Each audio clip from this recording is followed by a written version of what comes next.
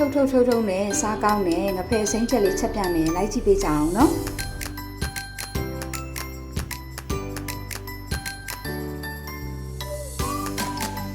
ငဖယ်လေးကိုဆွနှင်းမုတ်ရဲ့စားရဲ့ကြက်သားမုတ်နှင်းငယ်ရဲ့ထည့်ပါမယ်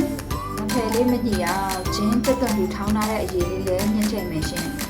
ပြီးရင်တော့အရသာလေးဝင်သွားအောင်နေပါမယ်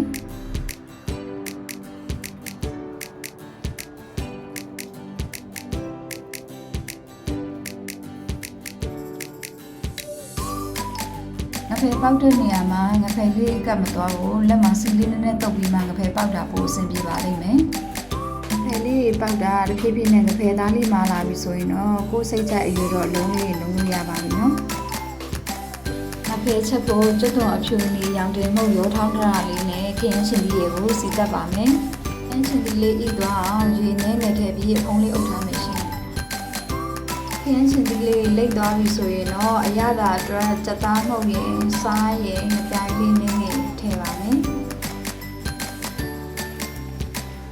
ခင်းအနှစ်အတွက်အရသာလေးလည်းထည့်ပြီးပြီဆိုတော့ဆွမ်းနာကပေါက်ထားတဲ့ငဖယ်အပြားလေးတွေကိုထည့်ပါမယ်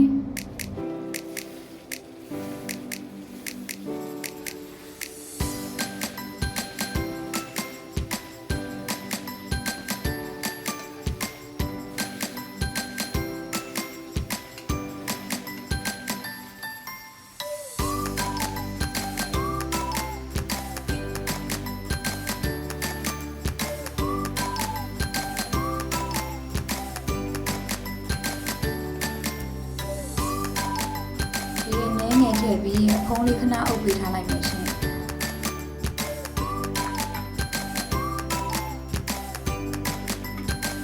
ဒီနေထားလောက်ဆိုရင်တော့ငဖယ်ဟင်းလေးရပါပြီငဖယ်ကအကြာကြီးချက်စရာတော့မလိုပါဘူးအချင်းရတာလေးအတွက်ကျမကတော့မကြီးရေဖြော်ရတာလေးထည့်ပါတယ်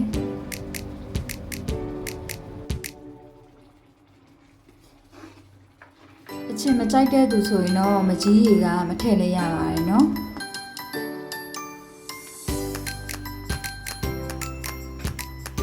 ငဖယ်ဟင်းလေးမွေးသွားအောင်ကျမကတော့နနမိန်လေးထည့်ပါတယ်ချက်ရတာလွယ်ကူပြီးအရင်လေးစားကောင်းတဲ့ငဖယ်အစိမ်းချက်လေးရပါပြီနော်ငဖယ်အစိမ်းချက်လေးနဲ့လိုက်ဖက်တဲ့ဟင်းလေးကတော့ဘူးသီးဟင်းကားလေးပါဘူးသီးဟင်းကားကိုလည်းရုပ်ကောင်းများများလေးနဲ့ချက်ထားပါတယ်ဆုံးထိကြည့်ပေးကြလို့ကျေးဇူးပါနော်နောက်ဗီဒီယိုမှာပြန်တွေ့မယ်အားလုံးပဲတက်တာ